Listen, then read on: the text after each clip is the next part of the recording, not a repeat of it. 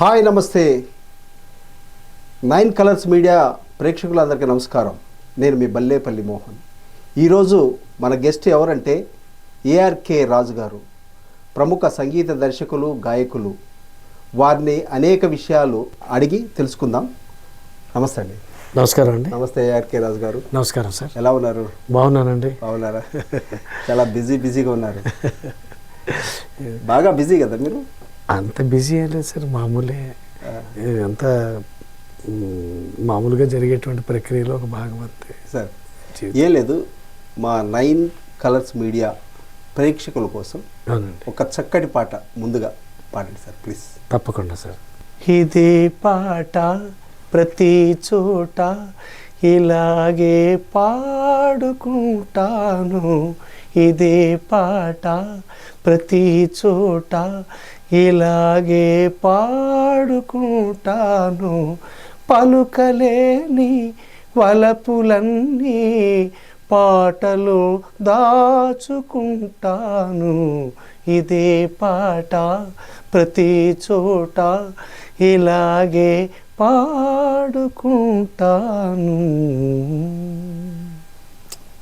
Super sir, super. ఇది కృష్ణ గారి పాట అనుకుంటాను. ఇది శోభన్ బాబు గారి పాట అండి. శోభన్ బాబు గారు. అవునండి. పుట్టినీళ్ళు మెట్టినీళ్ళు సినిమా నుంచి. రచన డాక్టర్ నారాయణ రెడ్డి గారు, గాయకులు బాలు గారు. మీరు పాడితే బాలు గారు పాడినట్టుగా ఉంది. సంతోషం సార్. నమస్తే. మీకు బాలు గారికి చాలా అవినాభావ సంబంధం ఉంది అని. అవును సార్. అది మా ప్రేక్షకుల కోసం ఒకసారి చెప్పండి. బాలు గారిని అభిమానించని గాయకులు ఎవరుంటారండి? ప్రతి ఒక్కరూ బాలు గారిని అభిమానించే గాయకులు. అంటే ప్రపంచవ్యాప్తంగా వారిని అభిమానించిన వాళ్ళు ఎవరూ లేరు. కాకపోతే బాలు గారికి మీకున్న అనుబంధం, అంటే మీకు బాలు గారు చేయబట్టుకొని నడిపించిన రోజులు ఉన్నాయని నేను విన్నాను. అవునండి. అవును. నాకు ముందుగా నంది అవార్డ్స్ ఫంక్షన్ అండి. నంది అవార్డ్స్ ఫంక్షన్లో అంటే ముందుగా ఎప్పుడు కూడా బాలు గారు ఏ ఫంక్షన్కి వచ్చినా నేను వెళ్ళి కలిసేవాడిని చిన్నప్పటి నుంచి కూడా. అది 77 నుంచి ఆయన ఏ కార్యక్రమాలకి, రవీంద్ర భారతికి కానీ ఎక్కడికైనా వచ్చినప్పుడు నేను వెళ్ళి మామూలుగా ఆటోగ్రాఫ్ తీసుకోవటం, కలుసుకోవటం, నేను గాయకుడిని అని చెప్పడం, చిన్నవాడిని కాబట్టి నేను కూడా మీ ముందు పాడతానని చెప్పడం, ఉత్సాహంగా ఇవన్నీ జరిగేవి. కానీ నన్ను బాగా గుర్తించిన రోజులు అంటూ ఉన్నాయంటే నాకు 84లో అండి. 84లో కీర్తిశేషులు మా నాన్నగారు నందమూరి తారక రామారావు గారు పరిచయంతో 84 నంది అవార్డ్స్ ఫంక్షన్. నంది కీర్తిశేషులు ఎన్టీ రామారావు గారు మీ నాన్నగారు? మా నాన్నగారు అంటే మా నాన్నగారు పార్టీలో ఉండేవారు అప్పుడు, తెలుగుదేశం పార్టీలో. ఆయన కూడా ఒక రచయితగా ఉండేవారు. మీ నాన్నగారు అవన్నీ పాటలు అవన్నీ కూడా రాసేవారు. రామారావు గారికి చాలా ఆత్మీయులు ఆయన. మీ నాన్నగారు అండి. ఆయన మంచి రచయిత మా నాన్నగారు. మాకు పాటలు ఏమన్నా పాడాలి అంటే పార్టీ పాటలు కానీ, మామూలుగా భావగీతాలు కానీ, లేకపోతే దేశభక్తి గీతాలు కానీ మా నాన్నగారే రాసేవారు. ఆ పాటలను మేము కంపోజ్ చేసుకొని, నాన్నగారు కంపోజ్ చేస్తే మేము వెళ్ళి వేదికల మీద పాడేవాళ్ళం అన్నమాట. మీ నాన్నగారు గొప్ప రచయిత? మంచి రచయిత అండి, మంచి రచయిత, గాయకులు కూడా ఆయన. ఓకే. అలా మేము అన్నగారికి పరిచయం అవటం, ఆ విధంగా వారు కీర్తిశేషులు పివిఆర్కే ప్రసాద్ గారు. ఓకే. వారు కల్చరల్ కమిషనర్గా ఉండేవారు. ఆయన సాంస్కృతిక ఎన్టీ రామారావు గారు ముఖ్యమంత్రిగా ఉన్నప్పుడు 84లో వారు ఆ నంది అవార్డ్స్లో నాకు పాట పాడేటువంటి అవకాశం కల్పించారు. మీరు పాడారు? నేను పాడాను. ఆ నంది అవార్డ్స్లో నేను తెలుగు తల్లి పద్యం ఒకటి, మా నాన్నగారు రాసినటువంటి శేష పద్యం, ఒక దేశభక్తి గీతం పాడాను. ఒకసారి పాడండి బాలుగారు ఎదురుగా. కాకతీయుల పరాక్రమమును చాటే అలనాటి రుద్రమ్మ తెలుగునాట, తెలుగు తేజము దిగ్దిగంతాల మ్రోగ రగిలించే విప్లవము రామరాజు, కవులు పండితులు కమ్మని గాయకులు తేనెలూరించిన తెలుగు పలుకు, గోదావరి తుంగభద్ర గలగల రావములా, పాడి పంటల తోడ పరవశింప సకల సంపదలకు నిలయము సత్యకీర్తి పరమ పావని మా జనని పుణ్యమూర్తి తరతరాలకు తరగని స్ఫూర్తినిచ్చి తనయులను మము కావుము తెలుగు తల్లి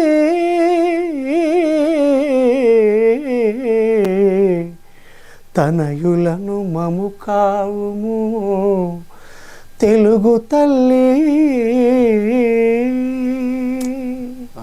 ఇది తెలుగు పద్యం. మా నాన్నగారు రాసినటువంటి గొప్పగా పాడారంటే నిజంగా మీ గొంతు చాలా గొప్పది సార్. ఆ రోజు ఈ పాట పాడినప్పుడు రామారావు గారు ఎలా స్పందించారు? రామారావు గారు చాలా అద్భుతంగా స్పందించారు. అక్కడి నుంచే వేదిక మీద నుంచి ఇలా చేతులు ఊపారు నన్ను ప్రోత్సహిస్తూ.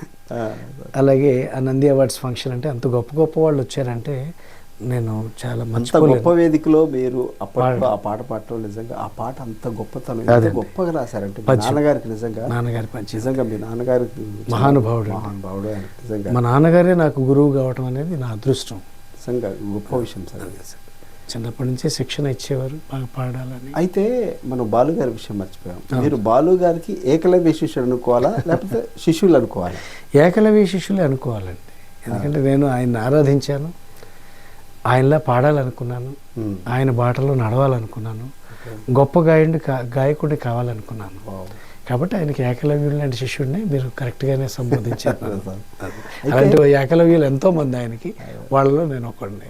అంతే. Super sir. అయితే మీరు చెన్నైలో ఎంతమంది సంగీత దర్శకుల దగ్గర ట్రాక్స్ పాడారు? నేను పాడినటువంటి వారిలో ముఖ్యంగా సాలూరి వాసురావు గారు అండి. సాలూరు రాజేశ్వరరావు గారు సాలూరు రాజేశ్వర గారి అబ్బాయి. కోటి గారు చిన్న కోటి గారు వాసురావు గారి తమ్ముడు. అయితే వాసురావు గారు నన్ను చాలా ప్రోత్సహించారు. చాలా కార్యక్రమాల్లో నా చేత పాడించడం, బాలభారతం కన్నడ వెర్షన్లో నా చేత పాడించారు. ఓకే. చాలా పాటలు. అలాగే చాలా టీవీ సీరియల్స్ కానీ, చాలా ఈటీవీ సీరియల్స్ వాటికి వీటికి. అలాగే కృష్ణ గారు నటించినటువంటి అన్నయ్య అని ఒక సీరియల్ వచ్చింది పద్మాలయ వారిది.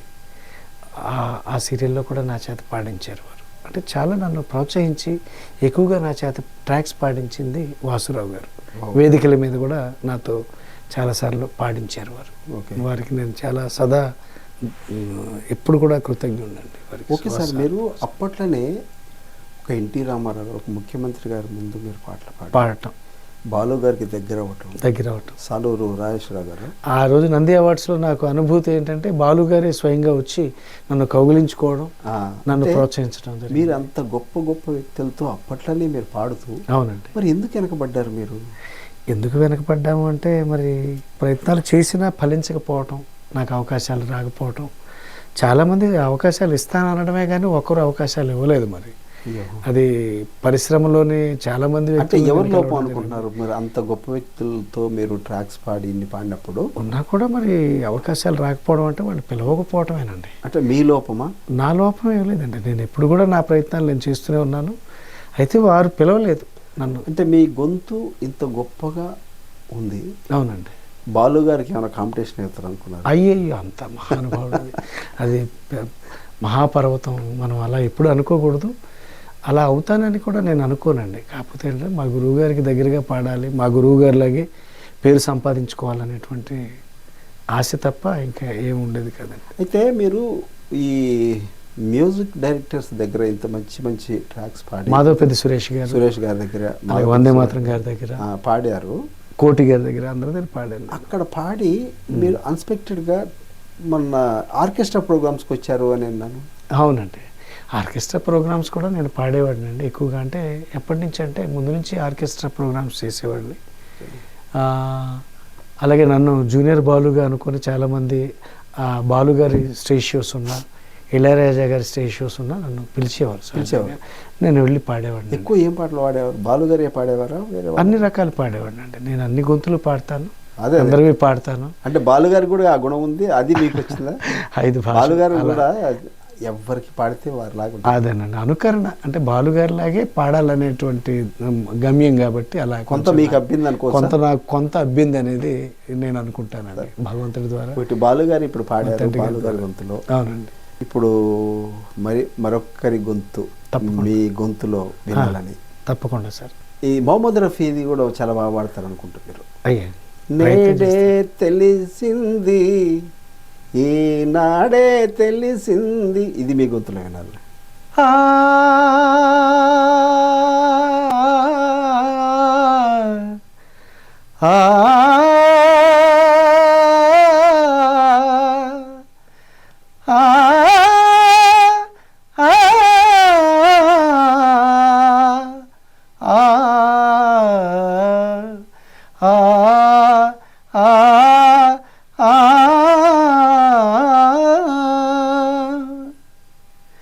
ఎంత మంచి రూపానికి అంత మంచి మనసుంటుందని, ఎంత మంచి రూపానికి అంత మంచి మనసుంటుందని, శిలలకైనా ఆ గానం పులకింతలు కలిగించేనని, అది జతగా నన్ను వలచేనని, ఆ వలపే విడిపోలేనిదని నేడే తెలిసింది, ఈనాడే తెలిసింది, నేడే తెలిసింది, ఈనాడే తెలిసింది.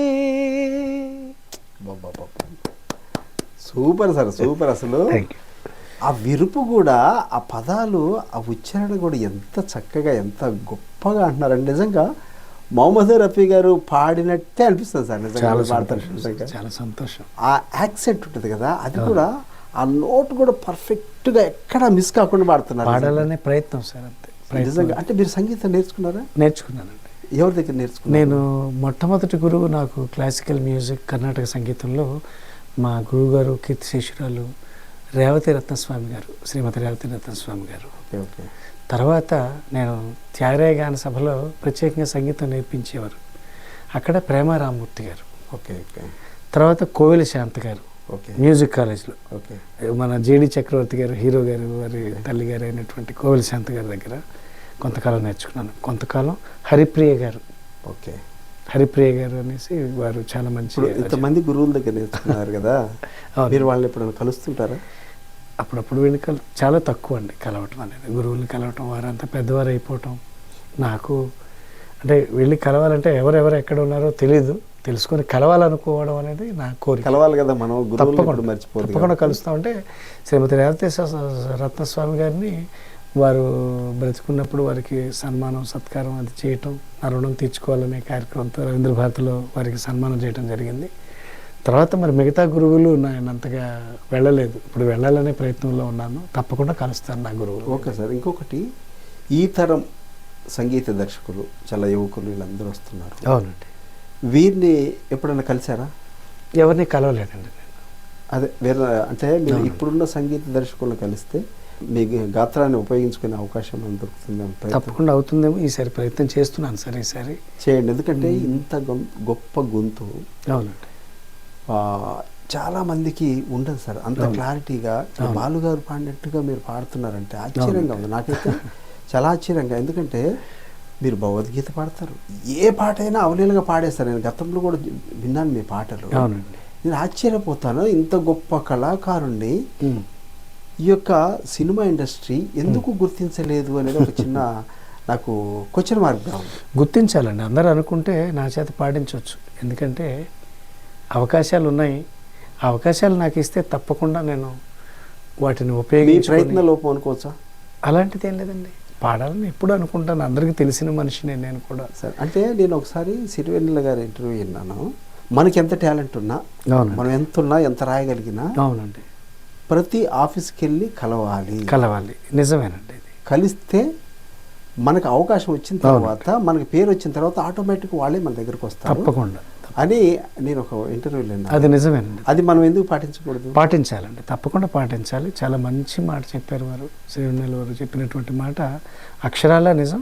నేను కూడా తప్పకుండా ఆ కార్యక్రమాన్ని కొనసాగిస్తాను. చేయండి అది సార్. నా ఎందుకంటే కోసం మంచి సలహా మీరు ఇచ్చినటువంటి. మీ గొంతు, మీకు సంగీతం తెలుసు, ఏ పాట ఎలా పాడాలో, ఎంత గొప్పగా పాడాలో, అసలు మీకు మీ గాత్రం ఏంటంటే నాకు ఆశ్చర్యాన్ని ఇస్తుంది. నేను చాలామందిని ఇంటర్వ్యూ చేశాను, కానీ అవును అండ్ మీరు హిందీ కూడా పాడతారు కదా? అవునండి, హిందీ కూడా పాడతాను. హిందీ కూడా, ఇది చాలామంది తెలియదు. మీరు తెలుగే కాకుండా హిందీ సాంగ్స్ కూడా బాగా పాడతారని విన్నాను. ఒకటి హిందీలో మీరు పాడితే సంతోషపడతాను. తప్పకుండా.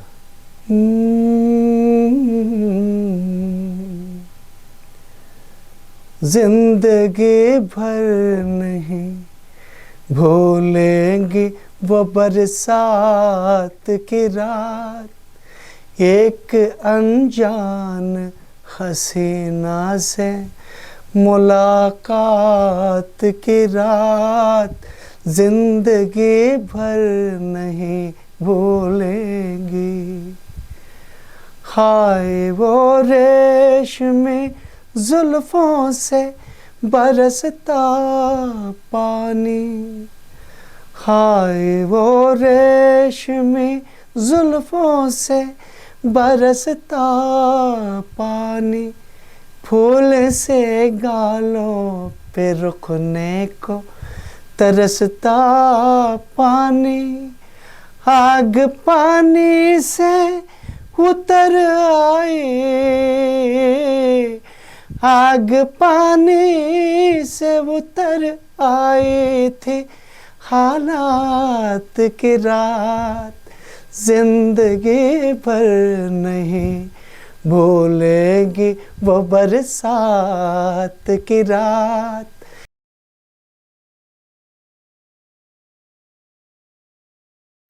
मुलाकात की रात, जिंदगी भर नहीं भूलेगी। తెలుగే అనుకున్నా, హిందీ కూడా ఎంత చక్కటి ఉచ్చారణ సార్. నిజంగా ఎంత బాగా పాడుతున్నారు. ఇది కూడా రఫీ సార్ పాడింది. రఫీ గారు పాడినటువంటి అదే అదే సార్. బర్సాత్ కి రాత్ అనేటువంటి చిత్రం నుంచి సార్ భరత్ భూషణ్ గారు హీరో, ఆ సినిమా నుంచి ఈ పాట మహమ్మద్ రఫీ గారు పాడినటువంటి పాట. Okay sir. ఓకే సార్, మీ ఏఆర్కే రాజు మీ పేరు. ఏఆర్కే రాజు అంటే ఏంటి సార్? అల్లూరి రామకృష్ణరాజు అండి నా పేరు. అల్లూరి మా ఇంటి పేరు. అంటే అల్లూరి సీతారామరాజు మీకు ఏమైనా రిలేషన్? మాకు రిలేషన్ ఏం లేదండి, అట్లా కుటుంబం పేరు అది. మేము క్షత్రియస్ రాజులమే. ఓకే. కాకపోతే ఆ ఇంటి పేరు ఉంది మాకు. ఓహో, అల్లూరి మా ఇంటి పేరు. మేము. మీ పుట్టుక ఎక్కడ? మా పుట్టుక, నేను పుట్టింది అంటే నేను నాన్నగారు విజయనగరంలో ఉన్నప్పుడు నేను రామతీర్థం అనేటువంటి అగ్రహారం అది. ఆ రామతీర్థం అనే గ్రామంలో నేను కడుపులో పడ్డాను.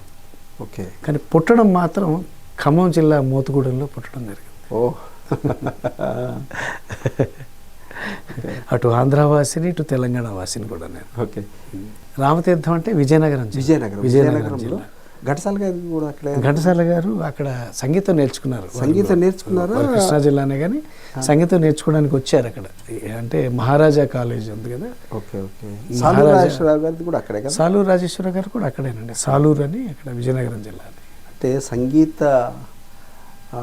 మహానుభావులు జన్మించిన స్థలంలో మీరు అక్కడ నుంచి అక్కడ గర్భంలో పట్టడం జరిగింది అనేది గొప్ప విషయం. అదే ఇంకొకటి మీలో గమనించాను నేను, అయ్యా, మీరు ప్రతి పాట కూడా అవునండి అంటే అంత గొప్పగా పాడుతున్నారు, చూడకుండా పాడుతున్నారు. ఏం సార్ ఆ మెమొరీ అసలు? నాకు అంటే మెమొరీ అంటే ఏం లేదండి, మా నాన్నగారు చిన్నప్పుడే పాటలు నేర్పించేటప్పుడు పాట పూర్తిగా రావాలి అంటే అక్షరాలన్నీ కూడా సరిగా రావాలి, కంఠతః రావాలి, లేకపోతే పాట భావయుక్తంగా రాదు. ఇటు లిరిక్స్ చూసుకుంటూ ఇటు పాడటం కష్టం అవుతుంది.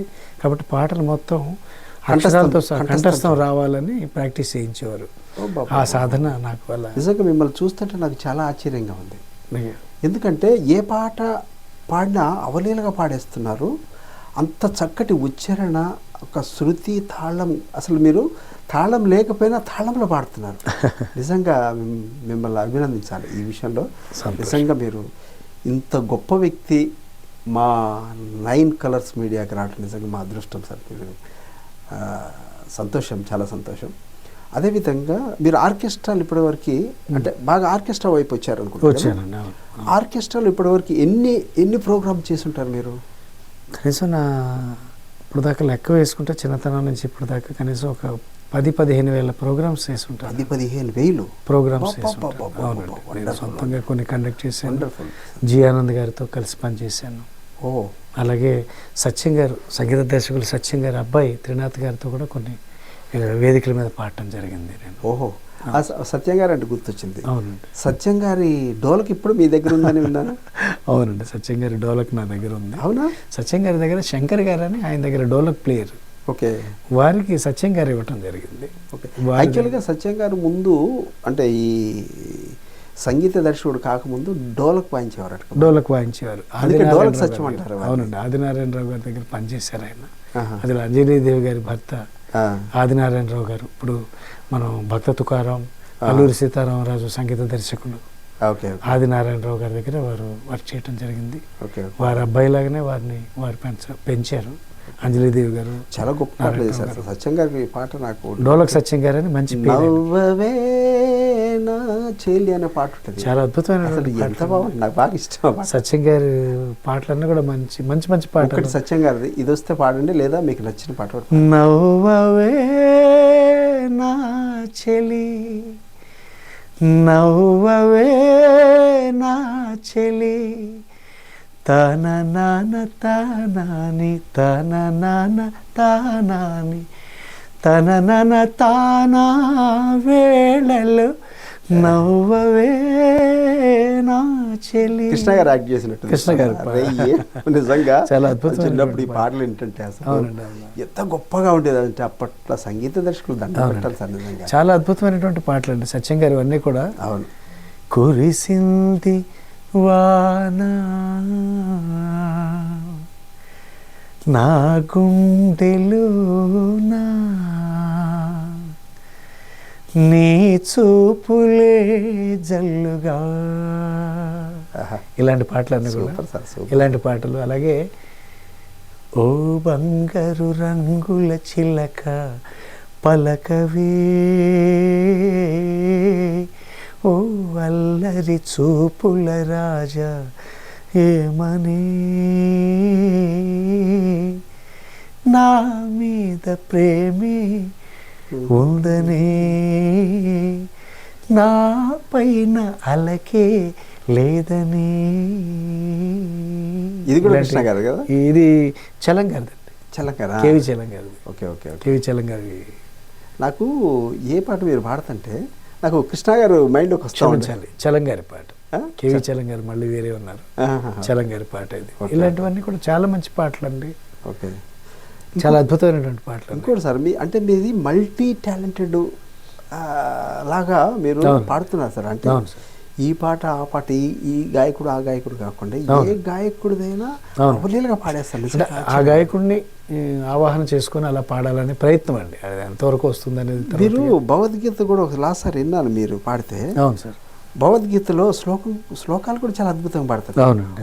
ఒక్కటి పాడండి, నా కోసం పాడండి. అలాగే సార్. పార్థాయ ప్రతిబోధితాం భగవతా నారాయణేన స్వయం,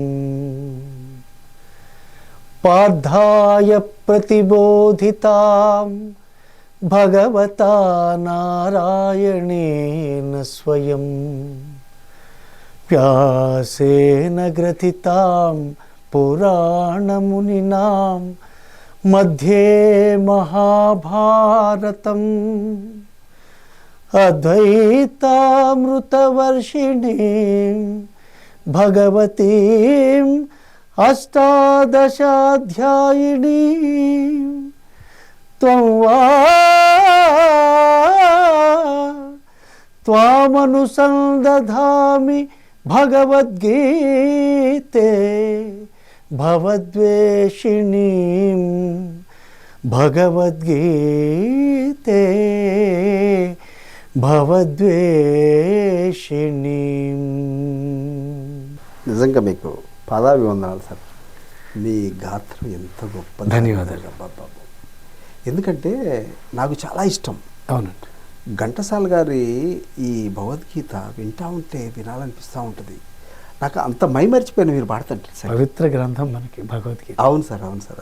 ఎంత గొప్ప అసలు మీరు ఏదైనా అవలేలుగా పాడేస్తున్నారు, చూడకుండా పాడుతుంటే నాకు చాలా ఆశ్చర్యంగా ఉంది. ఎందుకంటే ఈరోజు చాలామంది సింగర్ చూస్తున్నాం, ముందు పుస్తకం లేకుండా ముందు పాట లేకుండా పాడే పరిస్థితి లేదు, కానీ మీరు అవలేలుగా పాడేస్తారు. కంఠస్థం వస్తే చాలా మంచిదండి, పాట వస్తే అవలేలుగా పాడటానికి అవకాశం ఉంటుంది. ఇదంతా కూడా మా నాన్నగారి సాధన చేయించేటువంటి పద్ధతి. చిన్నప్పటి నుంచి కూడా అలా సాధన చేయించారు కాబట్టి ఈనాటికి మీరు తక్షణం ఈ తెలుగులో ఉన్నటువంటి సంగీత దర్శకులందరినీ కలవాలి సార్ మీరు. ఎందుకంటే తప్పకుండా ఇంత గొప్ప గాత్రాన్ని వృధా చేస్తుంటారు అనిపిస్తుంది నాకు. ఎందుకంటే ఎంతోమంది గాయకులు, మంచి గాయకులు కొరత ఉంది సార్ ఇండస్ట్రీలో. ఏదో పాడుతున్నారు కొత్తదనం అని, ఎవరెవరు పాడుతున్నారు ముక్కలు పాడుతున్నారు, కానీ ఆ జీవం లేదు పాటలో. ఆ జీవం పోసే గాయకులు చాలా తక్కువైపోయారు, చెప్తారు అంతా. కాబట్టి మీలాంటి గొప్ప గాయకులు ఈ సినిమా ఇండస్ట్రీకి చాలా అవసరం. మీరు తక్షణం నా మాట విని ప్రతి ఒక్క సంగీత దర్శకులను మీరు కలిస్తే ఎవరో ఒకరు మీకు ఖచ్చితంగా అవకాశం ఇస్తారు. మీరు గొప్ప మీ వాయిస్ని మళ్ళీ ప్రజల్లోకి అందించాలని మనస్ఫూర్తిగా కోరుకుంటున్నాను సార్. తప్పకుండా సార్. అలాగే నాకు మీకు చెప్పాలనుకున్నాను, నేను బాలుగారిని ఎంతో ప్రేమతో ఒక 2 టీవీ సీరియల్స్లో కూడా పాడించడం జరిగింది. మీరు పాడించారు? నేను పాడించాను. మీ సంగీత దర్శకత్వం? నా సంగీత దర్శకత్వంలో వారితో పాడించాను. ఒకటి జ్ఞానపీఠ్ అవార్డు గ్రహీత, తెలంగాణ జాతిరత్నం మహాకవి, తెలంగాణనే కాదు తెలుగు జాతి రత్నం డాక్టర్. కొంతమందిని మనం చాలామంది కూడా తెలుగు కవుల్ని, ఇప్పుడు వేమన కానీ ఈ పెద్ద పెద్ద కవులు ఉన్నారు, మహాకవులు శ్రీశ్రీ గారు కానీ, ఇది కదా వేటూరు గారు కానీ, వీళ్ళందరినీ ప్రాంతాల వారిగా చూడకూడదండి. మన సొత్తు, మన తెలుగు వారి సొత్తు. వాళ్ళు పాటలు రాయటానికి వచ్చారు ఈ భూమి మీదకి, తెలుగు వారి ఆస్తి అంతే. పాటలు రాసి వెళ్ళిపోయారు. వాళ్ళని మన కుచితపు ఆలోచనలతో ప్రాంతాల వారిగా చేయకూడదు, తప్పు. వాళ్ళంతా ఇప్పుడు బాలుగారు కానీ వీళ్ళందరూ కూడా మహానుభావులు, ఘంటసాల గారు కానీ వీళ్ళంతా, జేసుదాస్ గారు కానీ అందరూ కూడా మహానుభావులు. వాళ్ళు ఎప్పుడైనా తెలుగు జాతి రత్నాలు. అవునండి. కాబట్టి వాళ్ళని ఎప్పుడు మనం ప్రాంతాల చాలా మంచి అభిప్రాయం, చాలా మంచి మాట కూడా బల్లేపల్లి గారు. ఒకసారి ఇంకొక పాట జేసుదాస్ గారిది. యేసుదాస్ గారిది. దారి చూపిన దేవత ఈ చేయన్నడు వీడక, దారి చూపిన దేవత ఈ చేయన్నడు వీడక, జన్మ జన్మకు తోడుగా నాదానివై నువ్వు నడచిరా, దారి చూపిన దేవత ఈ చేయన్నడు వీడక, మనసు లేని శిలను నేను నువ్వు చూసిన నిన్నలో, మమత తెలిసి మనిషినైతి చల్లని నీ చేతిలో, కనులు తెరిచిన వేళలో నీకేమి సేవలు చేతును, దారి చూపిన దేవత ఏ చేయన్నడు వీడక, జన్మ జన్మకు తోడుగా నాదానివై నువ్వు నడచిరా, దారి చూపిన దేవత ఈ చేయన్నడు వీడక. Super sir, super sir, super. నిజంగా జేసుదాస్ గారు ఎలా అయితే పాడారో అంత చక్కగా, ఒక్క నోటు కూడా చిన్న ఎక్కడ కూడా అటు ఇటు లేదు సార్. ప్రయత్నం అండి, చాలా ప్రయత్నం అంతే. అంటే సాధన మీ కఠోరమైన సాధన చాలా గొప్పది. ఎందుకంటే ఇంత గొప్పగా పాడుతున్నారంటే మీరు ఎంత కఠోరమైన సాధన చేసి ఉంటారు, ఎంత చేసి ఉంటారు. అంటే మొత్తం సంగీతానికి అంకితం అయిపోయారు కదా మీరు. అంతేనండి, సంగీతానికి నా జీవితం అంతా అంకితం. అంటే మీరు సంగీతం ఒకటేనా, ఇంకేమైనా వ్యాపారాలు ఉన్నాయి మీకు? లేవండి, అలాంటివి ఏం లేవండి. మొత్తం సంగీతం మీదనే మీ జీవితం? సంగీతం మీదే నా జీవితం అంతా. అంటే మీరు సంగీతానికి అంకితం అయిపోయారు మొత్తం, అంకితం అయిపోయారు కూడా. అయితే మీలాంటి గొప్ప వ్యక్తులు మరి సంగీత దర్శకులుగా ఎందుకు కాలేకపోయారు మీరు? అంటే ప్రయత్న లోపం కూడా ఉందండి. నేను కొంత ప్రయత్న లోపం ఇందాక ఉంది. మీరు అన్నారు, ఇప్పుడు ఒప్పుకున్నారు మీరు, ప్రయత్న లోపం అనేది ఖచ్చితంగా. ఎందుకంటే నేను బాగా విన్నాను, అదే మన ప్రయత్నం లేకుండా ఇప్పుడు అడగంది అమ్మాయిని అన్నం పెట్టదని, అవునండి మన ప్రయత్నం చేయకుంటే అవునండి. మనది ఎవరు తెలవాలా? అవునండి అవును కాబట్టి మనం ఖచ్చితంగా ప్రయత్నం చేయాలి. అవునండి. అదేవిధంగా ఇంకొక చిన్న మనవి అన్నది, మీరు బాలుగారి ఏకలవ్య శిష్యులు. అవును బాలుగారి పాట ఏదైనా అవలీలగా పాడగలరో నాకు తెలుసు అసలు. అవునండి. అయితే బాలుగారు విభిన్న కోణాలలో రకరకాల పాటలు పాడారు. అవును చివరికి అల్లు రామలింగ గారికి కూడా ఆయన పాడారు. అవునండి అవును. అది మీకు తెలుసు కదా, ఒక్కసారి అవును సార్. అది ఒక పల్లవి పాడి వినిపించండి సార్ ప్లీజ్. ఆయన పాడినటువంటి పాట మనుషులంతా ఒకటిలో ముత్యాలు వస్తావా అనేటువంటి పాట బాగా ఫేమస్.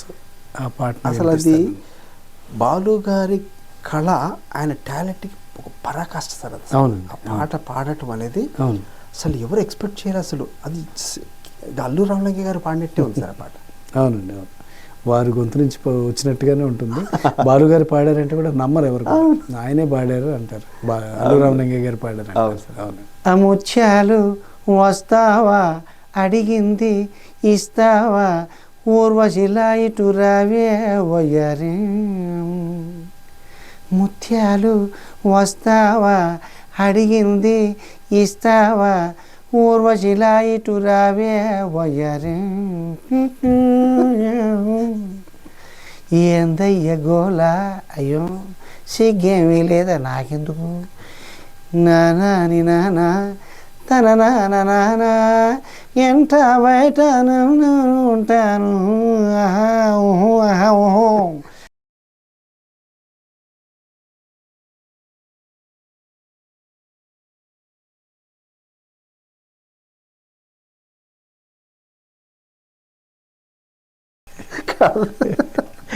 మిమ్మల్ని చూస్తుంటే అల్లు రామలింగ గారు గుర్తొస్తుంది. మీరు ఇన్వాల్వ్ అయిపోయారు దాంట్లో. అంతే కదండి, మరి క్యారెక్టర్లో ఇన్వాల్వ్ అయితే పాడాల్సిందేగా. నిజంగా అవును సార్. గొప్ప టాలెంట్ సార్. సార్. ఏఆర్కే రాజు గారు అంటే సార్ సార్ ఒక గొప్ప గాయకుడు, సార్. ఒక గొప్ప అవును గాత్రాన్ని ఆ భగవంతుడు మీకు ఇచ్చారు సార్. అవును సార్. ఇది ఈ ప్రజలకి ఇలా కనుమరుగైపోకుండా అవునండి ఈ సినిమా రంగంలో మీరు అవును. భవిష్యత్తులో ఒక మంచి స్థానంలో మీ పాటలు వినాలని మనస్ఫూర్తిగా మా 9 కలర్స్ మీడియా కోరుకుంటుంది. ధన్యవాదాలు. మా టీవీ ఛానల్కి వచ్చి మీరు ఇంత చక్కటి పాటలు పాడి, ఇంత చక్కగా మీరు మాట్లాడి మా అందరినీ ఆహ్లాదించినందుకు, ఆహ్లాదపరిచినందుకు మీకు నిజంగా నమస్కారం. నమస్కారం నమస్కారం. నమస్కారం sir. Thank you very much. ఈ కార్యక్రమానికి పిలిచి ఈ కార్యక్రమానికి ఆహ్వానించినందుకు మరోసారి 9 కలర్స్ మీడియా వారికి, ముఖ్యంగా బల్లేపల్లి మోహన్ గారికి కూడా మరోసారి ధన్యవాదాలు తెలియజేస్తూ సెలవు తీసుకుంటాను. Thank you sir. నమస్కారం. Thank you sir. Thank you.